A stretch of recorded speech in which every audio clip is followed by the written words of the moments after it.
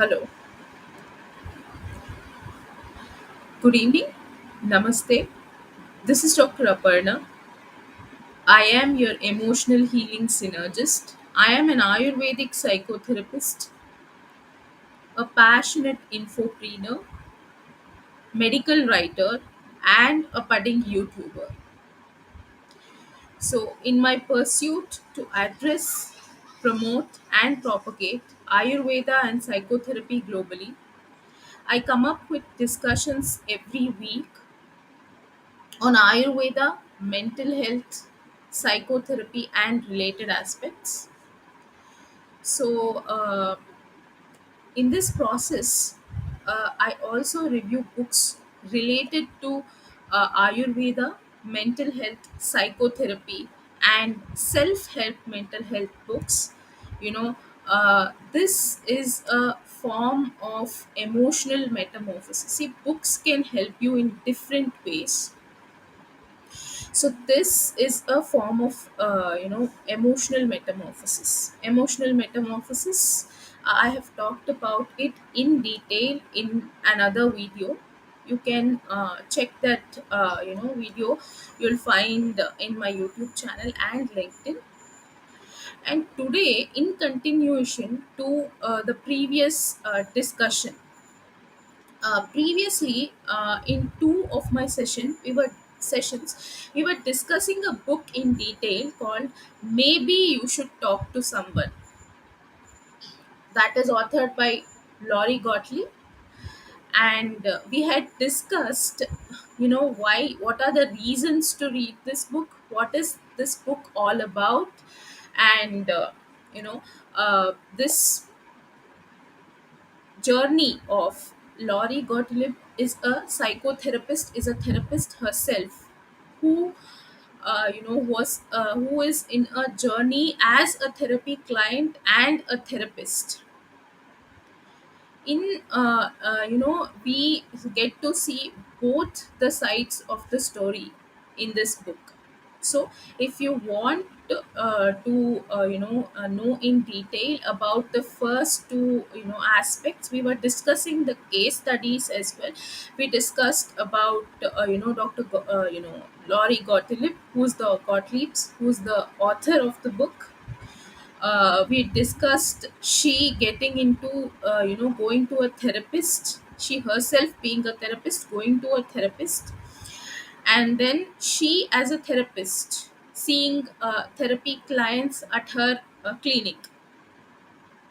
So we had discussed what are the reasons to read the book. If you want, I would recommend, please refer to the previous session.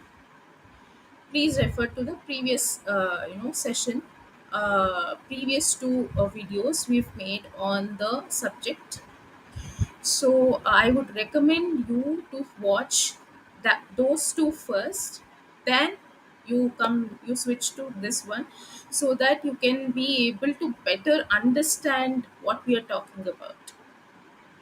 So people ask me, why do you do, with curiosity, that why do you do in detail book synopsis and book reviews? Because some, at times I feel that everybody's style is different. Everybody do not want to go to the books to read them, and everybody is not as avid readers. Everyone doesn't want to involve, engross into the books and every kind of book.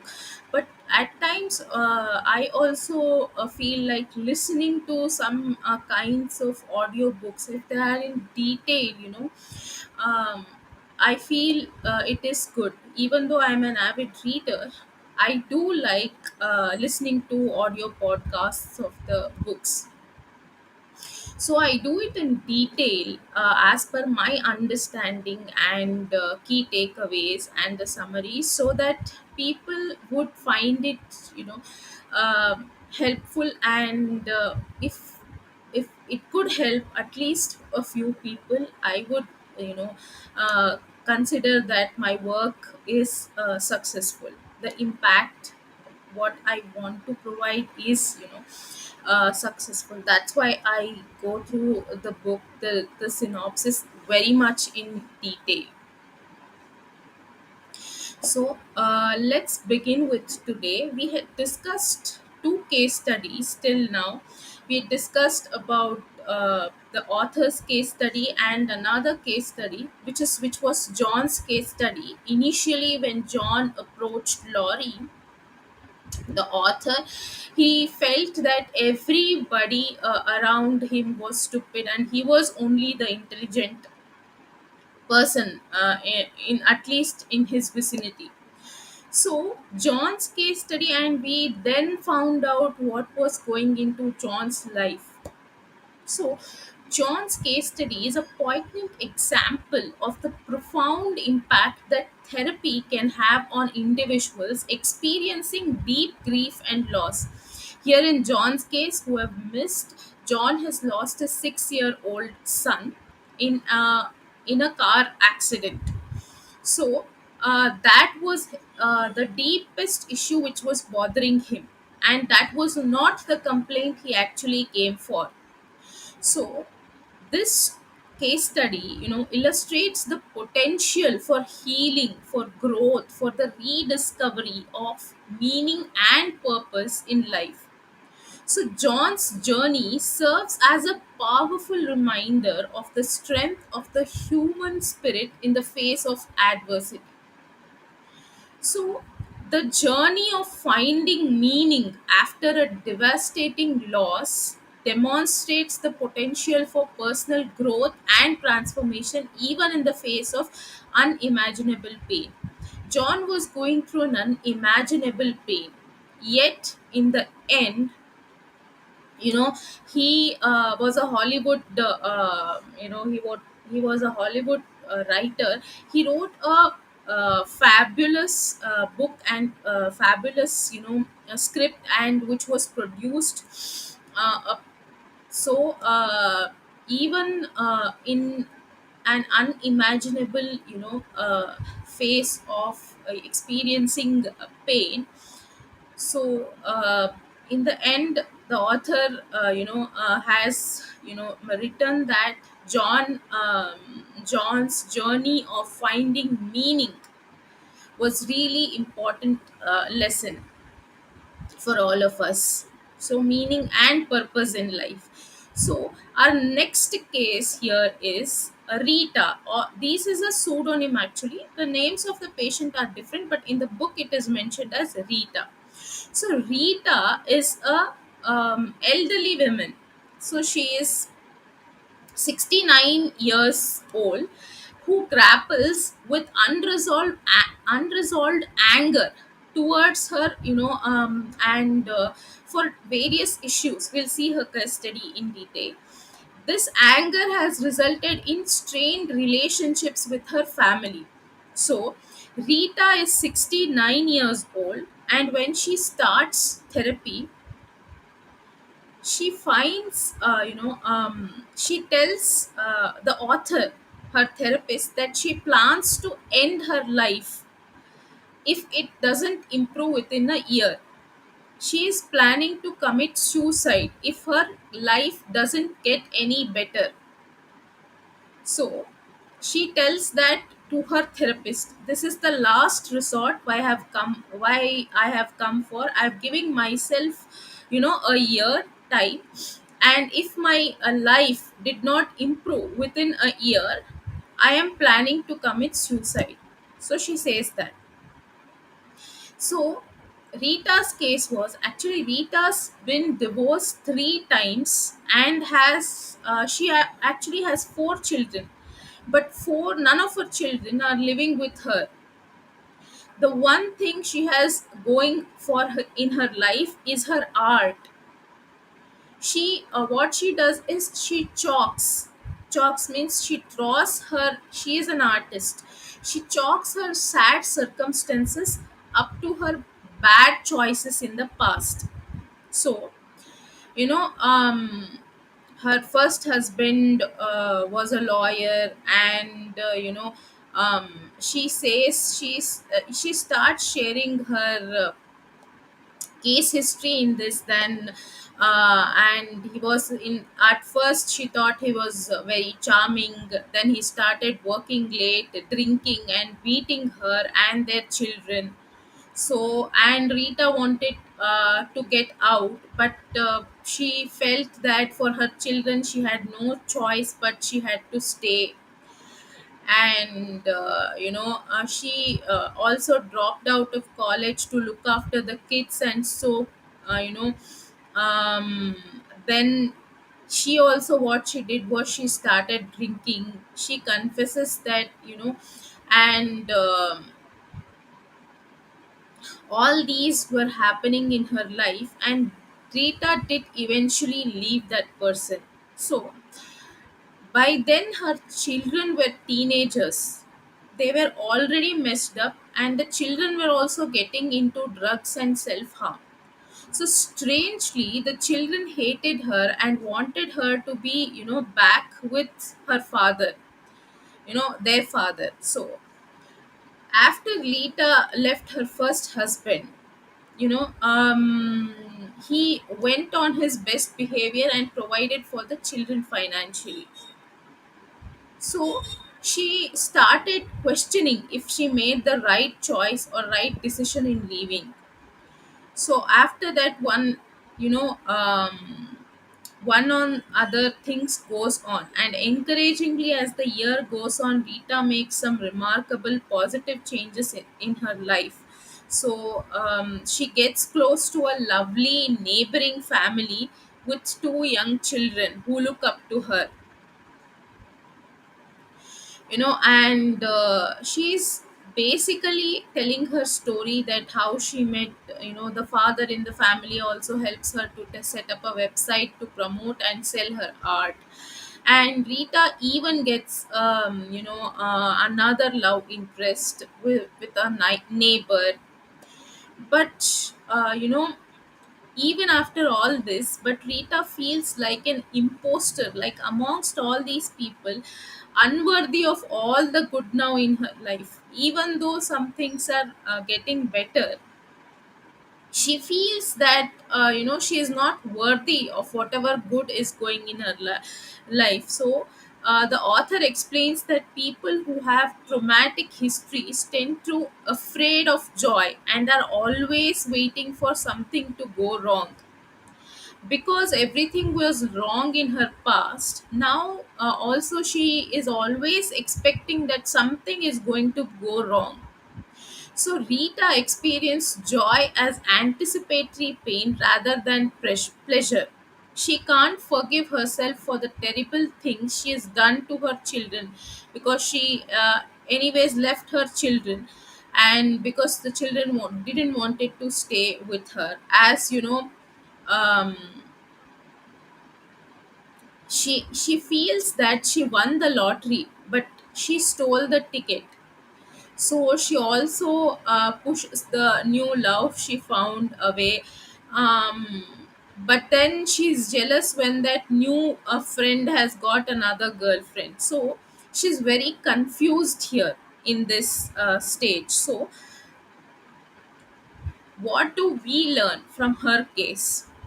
In the end, eventually what happens is, she continues, she moves on with with her art. And that art, after the therapy, her life gets better, and she drops the plan of suicide. So what do we learn from the conversations, and what are the insights for us mentioned in this book? See, unresolved anger and grief.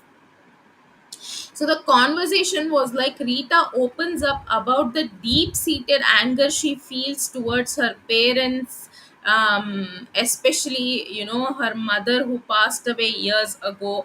So there were different things Rita had, not only about her relationships now, her relationships previously with her parents as well.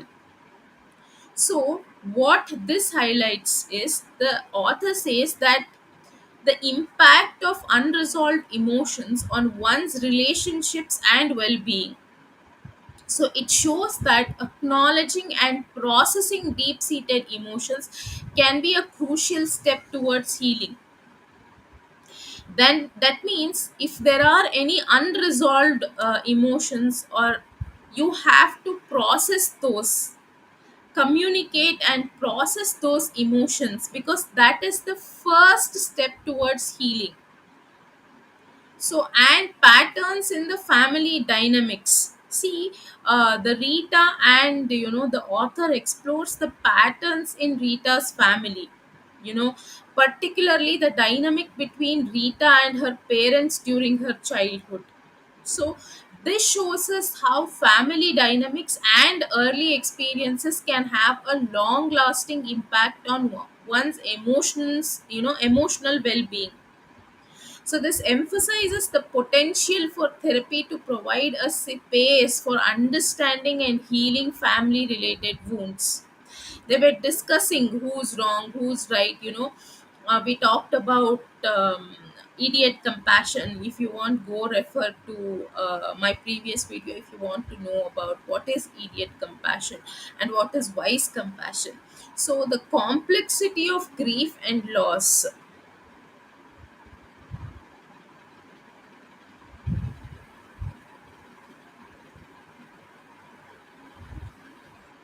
So here, her Rita here, grief and loss, because she has lost her loved ones, her mother and father. See, Rita also discusses her complicated feelings towards her parents. She loves her parents, she is sad for their loss, and she resents. So the, the complexity of grief and the range of emotions that accompany with it. So this emphasizes there is no right way to feel after a loss, and that therapy can provide a space to navigate these emotions. And then forgiveness and acceptance. So forgiveness, so she struggles to forgive her parents, her husband, and what we can explore from this is the power of forgiveness and acceptance in finding peace and moving forward from painful experiences. We can't change the past, but we can change the present. So we cannot also predict future, but only thing we can do is the in the present. So this helps in this explores the power of forgiveness and acceptance in finding peace and moving forward from painful experiences. This emphasizes that forgiveness is a personal process that can lead to healing. And then communication and boundaries. So she also discusses her challenges in communicating with her adult children who are now grown up, and setting healthy boundaries. So the importance of here effective communication and boundary setting in maintaining healthy relationships even in later stages of life. So to what extent can she interfere in her children's life? To She can be included in her life, she wants to be included in her life, but to an extent that does not cause an intrusion or interference in her children's life. So all this the case study, it would be better if you go through the book once, but it demonstrates how therapy can provide tools for family, improving family dynamics. So for us, what are the what are some solutions offered? Like in Rita's case, there are complex emotions, complexity of emotions. Here is human emotions, particularly in the context of family relationships. So, this emphasizes that therapy can provide a safe space to explore and navigate these complex feelings. When she approached a therapist, she could process the feelings. Then, the power of forgiveness. For Rita's journey, as I said, towards forgiveness and acceptance shows the transformative potential of letting go of anger and resentment. So, forgiveness is a gift we give ourselves. Somewhere I had heard that forgiveness is not for that person you forgive, forgiveness is for yourself. Because every time, if you don't forgive that person, you keep thinking of that person in your mind, and you are being your emotions grapple there, you struggle with processing the emotions. So forgiving is, a gift that you can give yourself. And breaking generational patterns. So her children especially are from different generations. So Rita's willingness to examine and address the long standing family dynamics highlights the potential for therapy to break generational patterns of communication and behavior. So all these things. So Rita's case study here serves as a poignant exploration of the long lasting impact of family dynamics on our emotional well being. So, this highlights the potential for healing, growth, and transformation of relationships through therapy. So what this is doing is, we don't have to have the stigma for therapy, or what is going to happen, just humanizing the therapy, just saying that therapy is normal. And the next, so here some of the things, unresolved emotions. So Rita's case for us, underscores the impact of unresolved emotions from the past on one's present relationship. So she is not able to create a new relationship because of her past, impact of the unresolved emotions from the past relationship. So, and as I said, the power of vulnerability. So, Rita's willingness to be vulnerable and confront her pain, is a testament to her, to the strength it takes to face difficult emotions. It is not easy to put out, and the pain in front of someone, here in the case therapist. So this also demonstrates the importance of a therapist providing a safe and non-judgmental space. Our next case study, this is Rita's case study. Our next therapy client for the author is Julie. So Julie is a young woman who struggles with commitment issues in her romantic relationships. She struggles to trust and often sabotages her chances at lasting love. She's a 33-year-old college professor.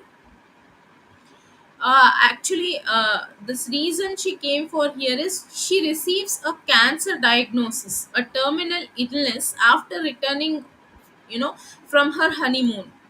She and her new husband are forced to come to terms with this, that she has a terminal illness, that is cancer, and they struggle with decisions over whether to start a family as they'd always dreamed of. They always wanted to start a family. So, but she's suffering from a terminal illness, cancer. See, this is current story. There is a background to it as well. So, at one point, Julie decides to work, and Julie's hopes are temporarily raised by the news that her treatment has been successful and cancer has gone away. So she's taking treatment for cancer, and she has come to therapy. She even tries to start having a family, But the cancer sadly returns and gradually wears her down. So she gets a news that her treatment is successful and the cancer has gone, but cancer relapses when she tries of starting, starting to, plan to have a family. So, in a particularly vulnerable sessions, she says that she bets her husband wishes she would just die already. So she thinks that her husband, feels that if it is better she, if she dies, because she has problems with trust. After all, he is in his 30s, and and they are newly married and they wanting to start a family, while his peers, colleagues, friends are moving forward with their life. He can't. And he also knows these are all her feelings, which she discusses with the therapist. What Julie feels of her husband, this is not what he feels, this is what she feels. Because all his peers are moving forward with their lives, he can't. Yet he also knows that his time with Julie is temporary.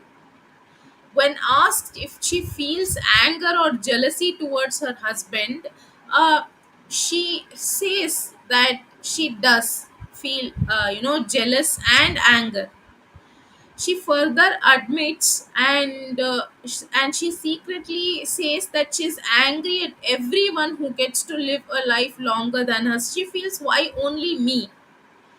Why am I affected with this terminal illness? Why am I going to die and all the other people will survive? So, therapist assures her that this feeling is okay. And despite her jealousy, Julie resolves to help him find a new wife. She's okay to him being married to another woman, her husband. So, and we also, in while Julie and the author are discussing, we also get to hear about Julie's frustration when others say meaningless, platitudes, or avoid the topic of her dying altogether. Whenever she want to discuss with someone of her dying, people avoid that topic.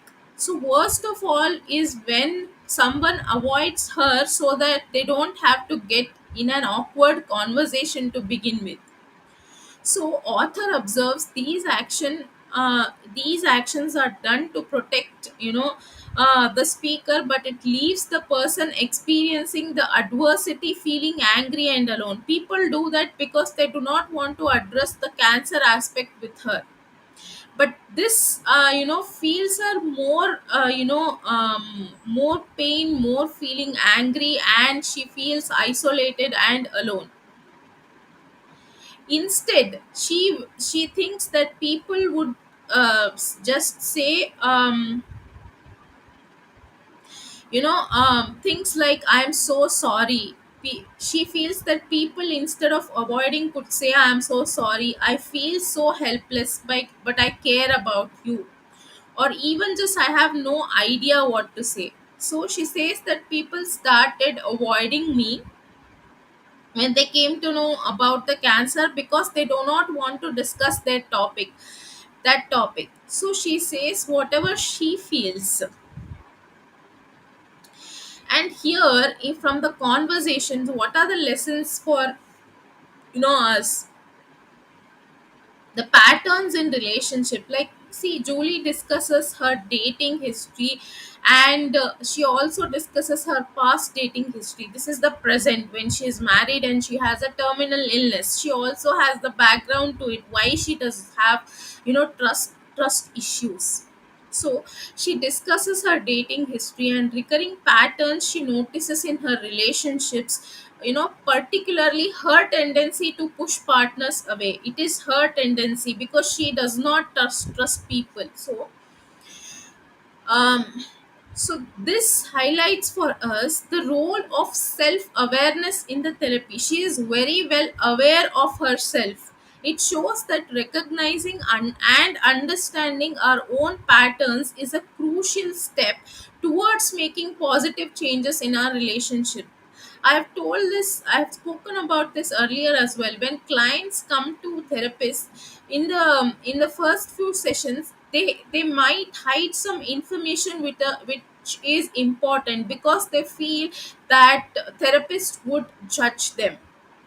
So self awareness and recognizing and understanding and sharing of own of the patterns of the emotions is the first step, or is the important crucial step towards making positive changes. If you don't understand, if you don't recognize, the comprehension is not there, the self awareness and the self reflection is not there, you cannot make a positive change in the relationship. And fear of vulnerability. See, Julie expresses her fear of being vulnerable and the anxiety she experiences when it comes to opening up emotionally to a partner. She doesn't open up, she talks about openly about her emotions to her partner, to her husband or her ex partners. So this underscores or highlights the importance of trust and vulnerability in building intimate relationships. So you have to openly communicate with your partner or your significant other to for them to understand and trust. And this emphasizes the therapy can provide a safe space to explore and challenge deep seated fears and insecurities. Next is exploring attachment style. See, Julie and the author Lori discuss attachment theory and how it may relate to Julie's difficulty in forming secure and lasting connections. So, this introduces the concept of attachment styles and their impact on adult relationships. So, understanding one's attachment style can be a valuable tool for personal growth and relationship development.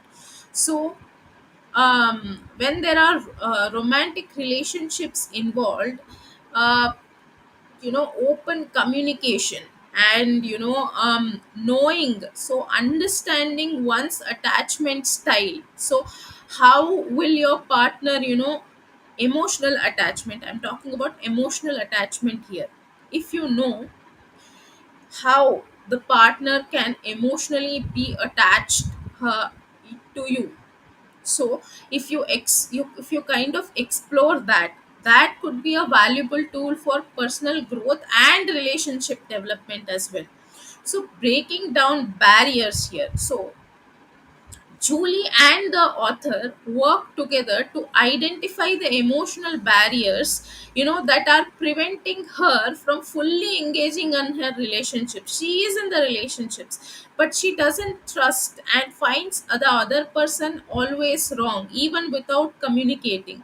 So this demonstrates that the therapeutic process of uncovering and addressing emotional, underlying emotional blocks.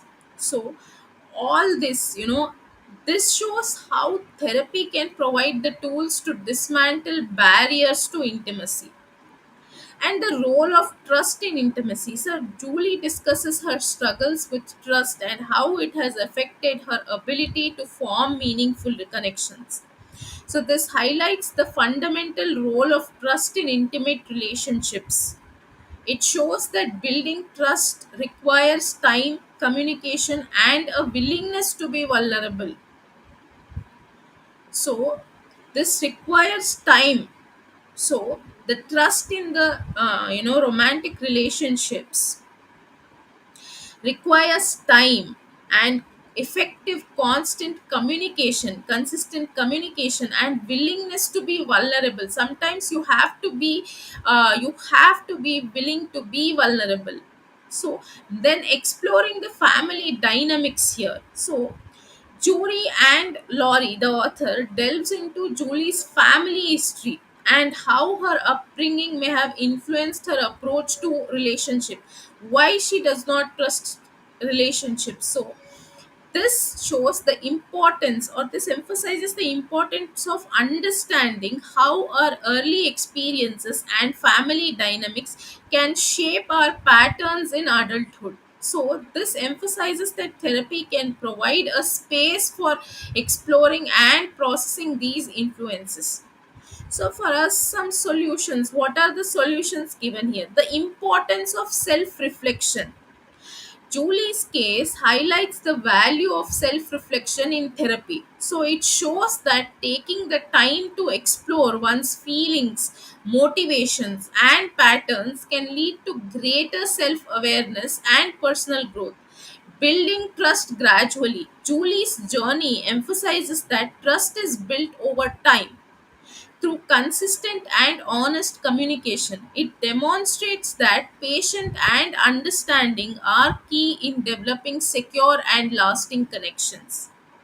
So, the therapeutic relationship, here is the dynamics between Julie and the author.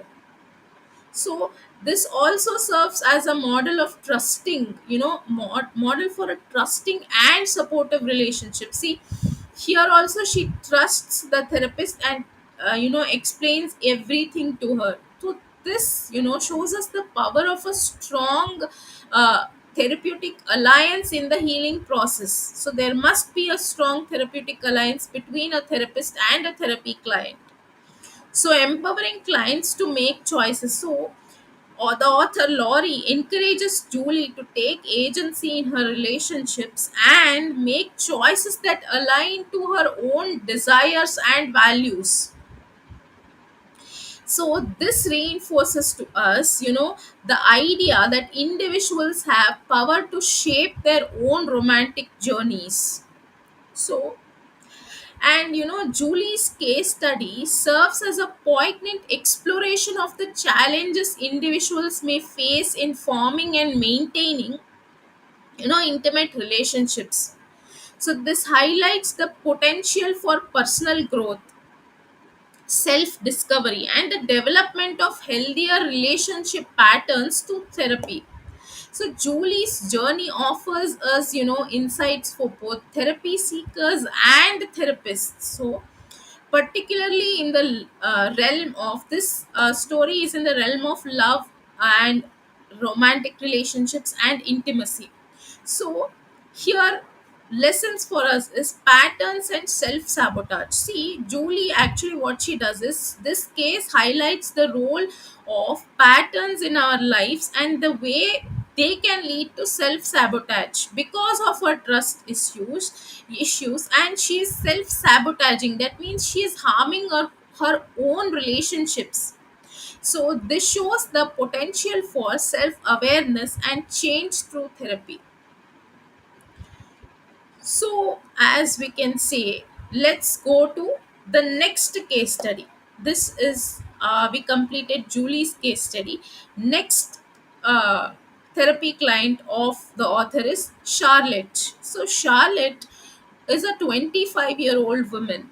So, on the surface, seems to have a good life. She has a good life because superficially, it feels like she has a good life. She has a stable job, a boyfriend, and a circle of friends. However, internally, beneath the surface, she experiences feelings of anxiety, restlessness, and an inclination towards excessive drinking. She started excessive drinking. So here, what are the conversations that go on in with with the therapy client and the author? So Charlotte discusses her feelings of anxiety and restlessness, particularly in relation to her job and social life. So she's very much anxious here. She also shares her tendency to drink excessively as a coping mechanism, as a way to cope, because she feels very much, she has feelings of anxiety, you know um, with in relation to her job and social life. She feels that drinking alcohol is a way to cope. So what this tells us is This emphasizes the common experience of young adults who may feel pressure to have everything figured out while also struggling with a sense of purposelessness. Even though she's working her life, she has a boyfriend, she has a social circle of friends, she feels that she has no purpose. The sense of purpose is missing in her life. So, this also, highlights for us the importance of acknowledging and addressing underlying emotions and coping mechanisms and self-destructive behavior. What she is doing as a coping mechanism, she is using alcohol as a coping mechanism, and that is destructing her. That is a self-destructive behavior. So Charlotte and the author delve into Charlotte's, coping mechanisms, including her tendency to use alcohol as a way to escape from her feelings. She just wants to escape from her feelings. She want to avoid addressing her feelings. That's why she drinks as a coping mechanism. So this shows that the potential dangers of using self-destructive behaviors as a means of coping with emotional distress. So this underscores the importance of healthier coping strategies. She could have adopted to some healthier coping strategies and the potential role of therapy in developing them. So next is navigating transitions and expectations. So here Charlotte expresses her uncertainty about her career path. So she does not have a sense of meaning or purpose and a sense of being fulfilled in her current job. She has a sense of being unfulfilled. So she doesn't have a sense of purpose. So this addresses the challenges faced by many young adults. Many young adults have this challenge that even though they are working, having a good job, they don't find, it meaningful and the sense of, purposelessness. So this addresses the challenges faced by many young adults in navigating the transition to adulthood and the pressure to meet societal expectations.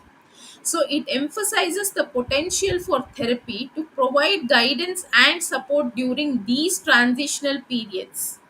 So what should we do? Identifying underlying emotions. That means Charlotte and Lori here, the author, work together to identify the underlying emotions driving, Charlotte's anxiety and restlessness. They try to delve deeper. So this highlights the importance of self awareness and understand one's emotional landscape. So it shows that therapy can provide a space for individuals to explore and make sense of their feelings. So, what are the notable insights for us? What can we learn and solutions? So, exploring, coping mechanisms. So, positive coping mechanisms here. Charlotte's case underscores the importance of examining and adjusting coping mechanisms, especially, when they involve self-destructive behavior. It emphasizes the potential for therapy to provide alternative, healthier strategies. So, validation of young adult struggles. So, Charlotte's story validates the challenges faced by young adults in finding their place in the world.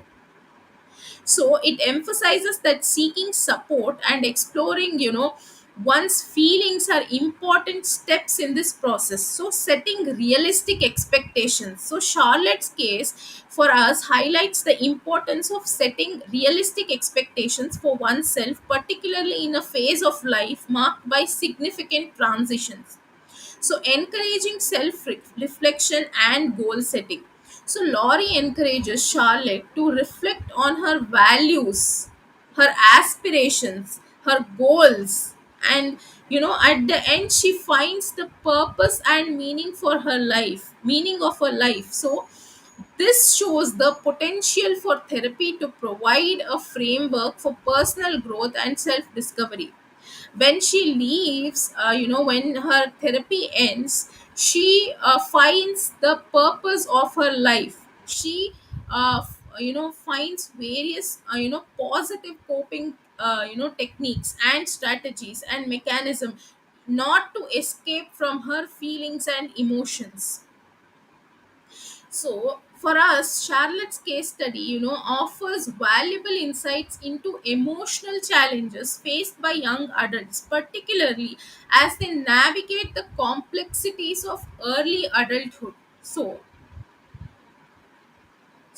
we see here, the importance of, the potential, the therapy can provide, that is support, guidance, a space for self exploration during the crucial phase of life. These are the four case studies discussed in the book.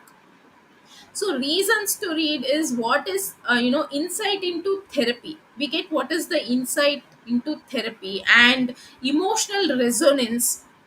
Therapists emotionally resonate with the therapy clients, the humor and wit, and breaking down the stigma.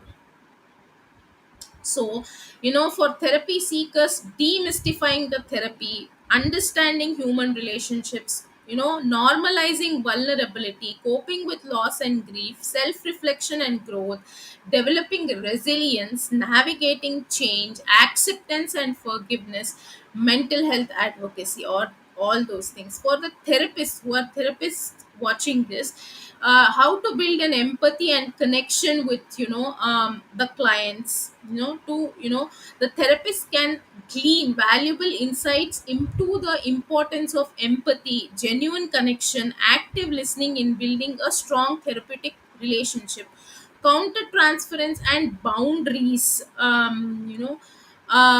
The author openly discusses her own experiences with counter transference, providing therapists with a real world example of how to navigate their own emotions and set appropriate boundaries. And holistic approach to therapy, the effectiveness of holistic approach to therapy, considering not only the psychological but also the emotional, social, and physical aspects of a personal well-being. So the therapist's inner world. So this book sheds lights on the therapist's own experiences and vulnerabilities. So emphasizing that therapists are human too, and they can have problems too. So this can be very reassuring reminder for therapists that self-care and personal growth are important, are crucial. Next is navigating difficult conversation. So through the author's experiences, therapists can gain insight into how to navigate into difficult conversations with clients, especially when facing resistance or challenging emotions. And then celebrating, progress and resilience. This book highlights the incredible resilience and progress that clients can achieve through therapy. This can serve as a source of motivation and encouragement for therapists. Next is the Lori, the author's key takeaways. That is, the therapist is a human too. Through her own experience as a therapy client, the author learns that therapists are also human beings with their own struggles, with their own emotions and personal journeys. This humanization of therapists breaks down the barriers and creates a more authentic therapeutic relationship. And the power of vulnerability. So Lori is the author. So author comes to understand the transformative, power of vulnerability, both as a therapist and a therapy client. So opening up and being vulnerable allows for deeper connections and more meaningful insights, acceptance and change. So Laurie learns that acceptance is often the first step towards meaningful change. So acknowledging and embracing, one's true self, flaws and all, can lead to personal growth and transformation. So the therapeutic process, from the client's perspective, being a therapy client herself, Laurie gains insights into the client's perspective. She learns about the vulnerability, courage, and self reflection required to make progress in therapy. So, from at this point, we come to the end of the session. And this actually there are many more insights we can gain from this book, her experience. I will talk about this in some other session. If you want that, please mention in the comment section as well. So this is the full book synopsis of the book. Maybe you should talk to someone. And I think I have I think made an effort to explain kind of all the case studies, and it was truly what I felt and what are the points I made note of to discuss with you, you all. So let me know your key takeaways. How did you feel of the book review or the book summary? And if you have any queries, let me know in the comment section. If you want me to address or review or summarize any mental health regarding self-help books, please let me know in the comment section. Thank you for staying tuned, and namaste for today.